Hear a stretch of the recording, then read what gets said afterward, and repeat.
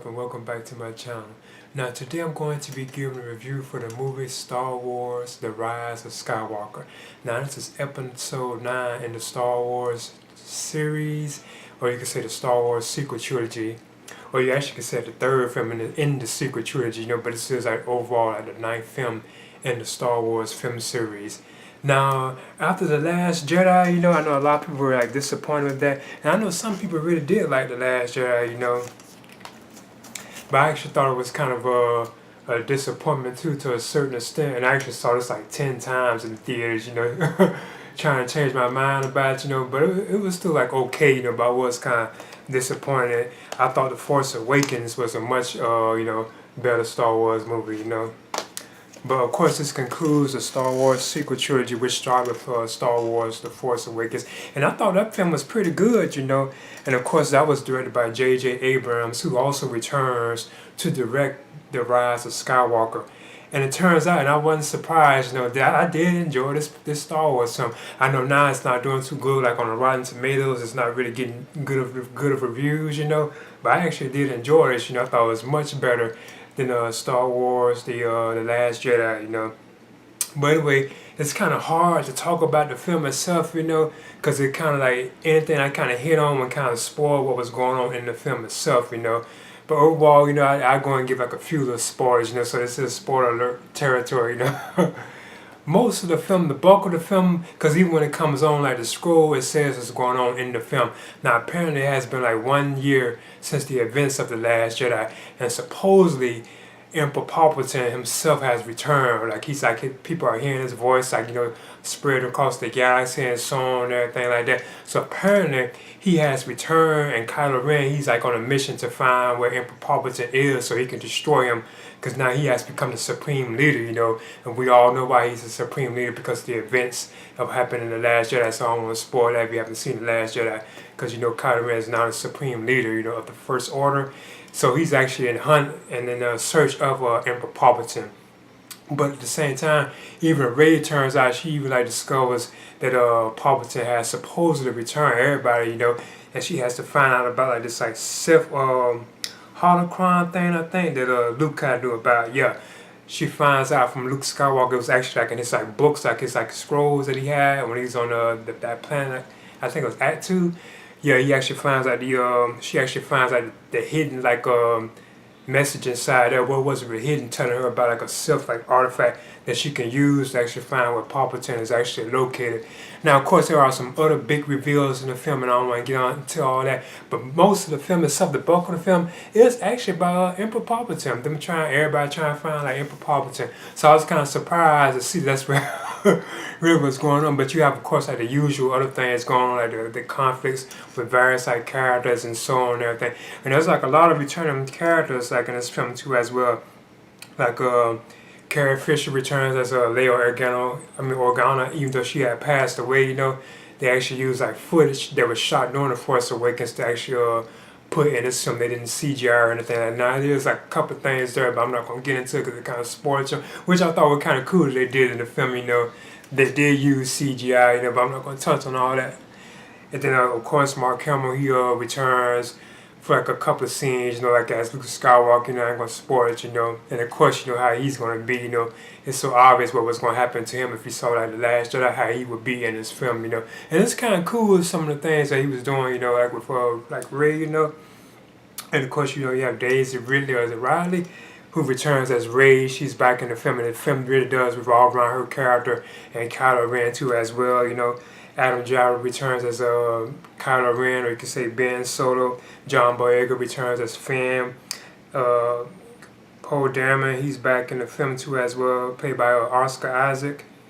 You also have now one of the things I thought was kind of cool about them too was they actually worked together a lot in this film. Kind of reminds you like of the original trilogy to a certain extent, where most of the characters are together, like you have Finn, Rey, and Poe together. I think that was kind of awesome how they really worked together throughout most of the film. I thought that was kind of cool. And there are new characters like brought into the film too as well, And of course, the reveal of Emperor Palpatine, he does return too as well. I'm not going to say how. And now another thing too, I don't want to hit it too much because I kind of spoil it.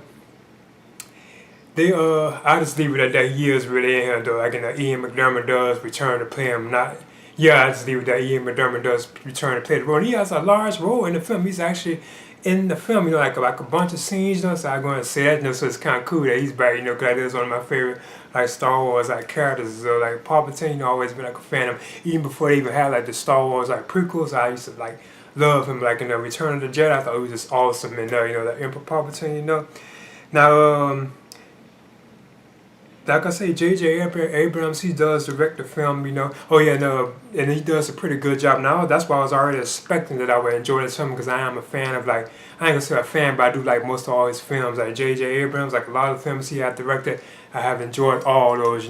So I wasn't really suspecting or like surprised that I would enjoy this.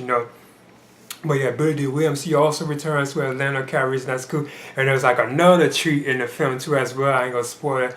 I kind of saw this one coming too as well, that it was gonna actually fit that in some kind of way. But I just leave it to you. There's a bunch of these like a little treats, like surprises. Like, whoa, I can't believe they did that. And they still actually are borrowing stuff from like the expanded universe too as well. You said Star Wars Legends. They are actually still putting elements from that because I was such a huge fan of the expanded universe, like, which consists of like novels and video games, because a lot of that stuff is like non-canon now, that's why I was kind of disappointed in a certain extent with The Force Awakens, but I still enjoyed the movie, because they had made like a lot of the stuff that happened in all these novels, which I was reading for so many years, none of that stuff happened at all, but they kind of do that with like the hero type films and stuff too, as well, like a lot of stuff that happened in the comics, where the superhero movies didn't really happen that way, they changed it, they altered it, so it kind of makes sense that they would do something like that with Star Wars too as well. But they do still bring like a lot of elements, from the expanded universe, which I think is awesome that they touch on, like I said, the characters like Chewbacca and all this like stuff with Chewbacca. I ain't gonna get into it too much, which I thought was cool. And that was like such like a huge hint to something that happened like in the expanded universe too as well. But yeah, Billy D. Williams, he's in the film too as Lando Calrissian. There's also like new characters too as well, like I'm trying to hit everybody, like Lupita Nyong'o, she returns to provide the voice of Maz. There's also this new chick known as Zora Bliss, and I think she's like a criminal or something like that. She's like a friend of Poe, because she looks like a bounty hunter. You also have Kelly Marie Tran, who returns as Rose from The Last Jedi. You also have Jana, and she's played by Naomi Ackie. She's like a new character brought into like the Star Wars like series. Anthony Daniels returns as like C-3PO. It's so many. I'm trying to touch on everybody. And everybody has their chance to shine. And another thing I think was cool about the film, it had like excellent pace in my opinion. And it does sound like it's like a non-stop like action film, and it's very similar to Return of the Jedi, because I know The Force Awakens is very similar to like A New Hope, the way it played out. Some of like the scenes and stuff are very similar, Even this way is very similar to Return of the Jedi, The film is long, but it doesn't feel like it's that long, for my opinion. I know it has like a long running time, but for my opinion, it felt like it went kind of quick. It wasn't too long. Now they are also introducing, from my opinion, like new Force powers too as well, because there were certain things that they were doing with the Force, seemed like I had never seen before. So I spoiled alert too as well. They even like stuff with like the way the Millennium Falcon, how they was flying out through like the light speed and stuff like that. It was like new things that they were doing like as far as like the tech, because I know they was introducing something in The Last Jedi that involved like a new kind of tech with light speed. Yeah, they was able to track them through light speed, if I can remember correctly. So it's stuff like that going on through this film too as well. There's also other characters who show up from like the previous films, I ain't gonna just touch on it. But overall, I thought this film was pretty good. And like I said, it's like I feel like I really can't give it a true review unless I saw it more than once, and I'll definitely be seeing it again, But in Star Wars, The Rise of Skywalker, like I said, I really did enjoy it, So I'm gonna give this a B minus. And like I said, it was a much better film than The Last Jedi, and I was kind of expecting this because J.J. Abrams was back on board, and he didn't have nothing against Rian Johnson.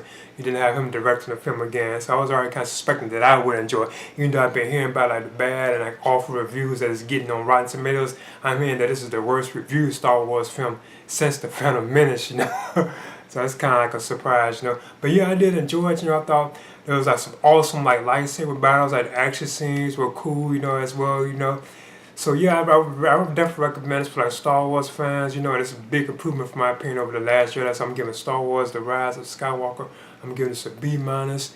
Please leave a comment and subscribe too as well.